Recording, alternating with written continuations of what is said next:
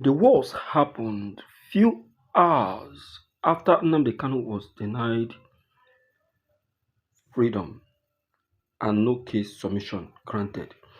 All right, my dear listeners, the wars has finally happened. The wars happened within the lawyers of Mazi Nnamdi Kanu. Immediately, he was denied freedom. Believe me, this is a shocker.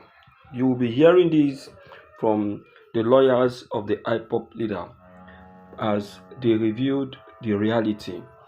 Nigerian government, I don't know what is their interior motive and what is their real plan for the freedom of the IPOP leader. Well, everything being equal, I must tell you that what is happening right now is political. And whether the federal government like it or not, Nnamdi Kanu will have to be freed. Please, I would like you to pay attention to what really happened and why they said that it's the worst that has ever happened since the hearing of Mazi Nnamdi Kanu in DSS. Please pay attention. Watch this video to the very end because it's enlightening. Let's watch this. But he, however, to be fair to him, said if we can prove that the war is further rendition, then that will change his consideration. So we are coming back. I've been assured by the lawyers that they are coming back to show that proof. One, the issue of jurisdiction. We will now know whether this court has jurisdiction or not. That's number one. Then number two, there seems, I keep saying it, there seems to be two set of rules in this country. One for the Igbo man and the other one for every other Nigerian. Wherever a Nigerian gets a reprieve, the Igbo man would not get a reprieve. You look at even the issue of the health situation of our brother. There have been many circumstances where people have been given opportunities to go and seek medical care, yet Nnamdi Kanu is denied.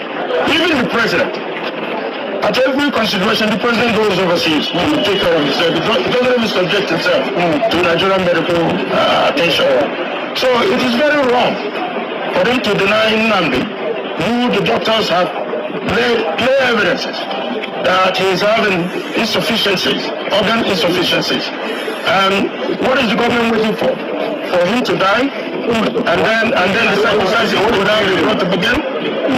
So, but for the Igbos, I'm more disappointed with the Igbos. The political leadership of the Igbo man, the spiritual and otherwise concerned, are keeping quiet, extraordinarily quiet, on the issue of Mazi Nnamdi Kanu. Especially when it is shown that when it concerns to others, especially in the north, the government is negotiating with terrorists, non-terrorists, dressed up with guns and various ammunition, and yet they have not proved that Nnamdi Kanu is a terrorist.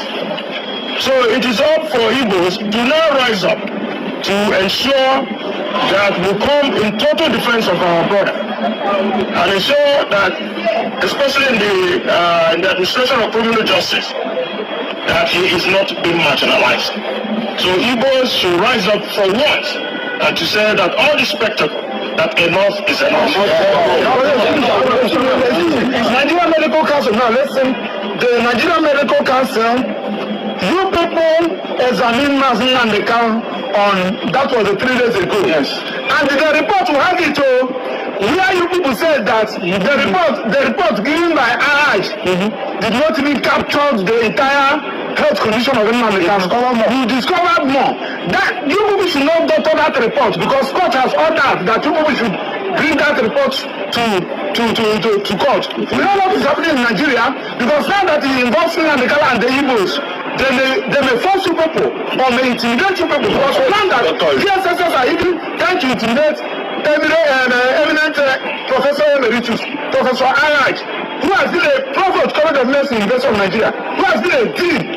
His medical record is here. And somebody that is actually a consultant is questioning the report given by Ayaj. Now the team, you people, constituted not Mazi Nnamdi Kanu, that was 3 years ago, and the DSS, and Nnamdi Kanu subjected himself. We have that report. that report, as people have it, provide it in court.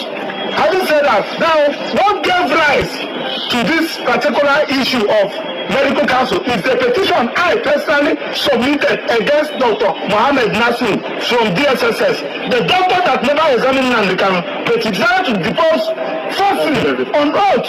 37 paragraph affidavit. I submitted that petition. It was on that basis that Attorney General ordered the medical council to constitute a different board. We have been following it up, and that petition must be heard.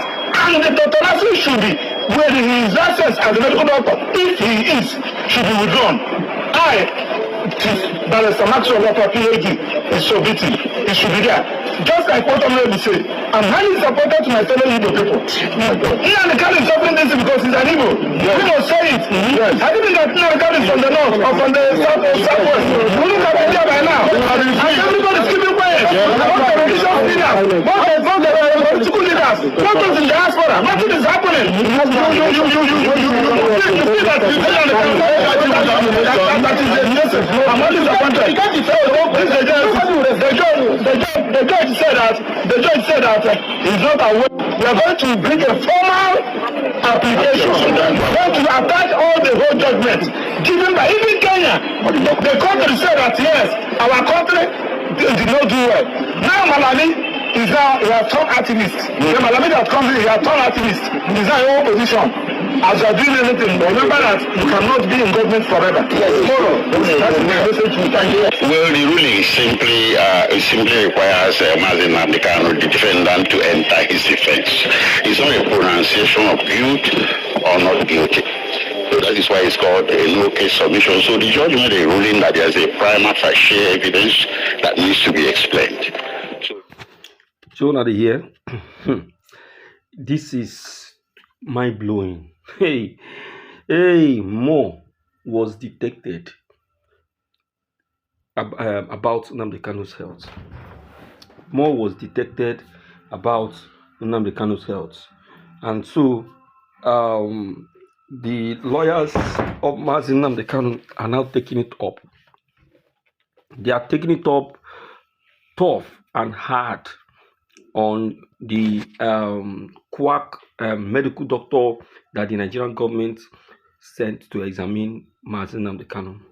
They are taking it hard on him for giving a fake report and challenging the Nigerian Medical Association to make sure that that the fake doctor Mohammed Nasiru is withdrawn of his license for claiming that the report gotten was about Nnamdi Kanu was a fake. So, my dear listeners, this is something I will tell you that the Nigerian government, in fact, has really played politics about. And again, on the issue of the Igbo leaders in government who have refused to say anything, is a big shame to them all. I've always been saying this here in our studio, but each time I say it, they will say I am only being, political. What is political here? If I am being political, what will you call Bola Ahmed Tinubu that just came into power after 2 weeks? He released the Yoruba agitator Sunday Igboho. What is the difference between Sunday Igboho and Nnamdi Kanu? Is not Sunday Igboho not fighting for the freedom of the Yorubas? Is Nnamdi Kanu not fighting for the termination of Igbo?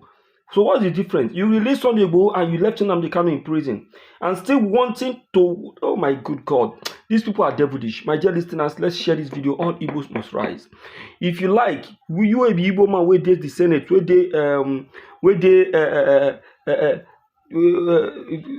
the ministerial position, and you don't want to do anything, no problem. Sit down, nobody they bother you. Nnamdi Kanu will be free because there is God. Chukwu Kike Abiyama, the God that seeth. We release Nnamdi Kanu. See, I accept. Thank you.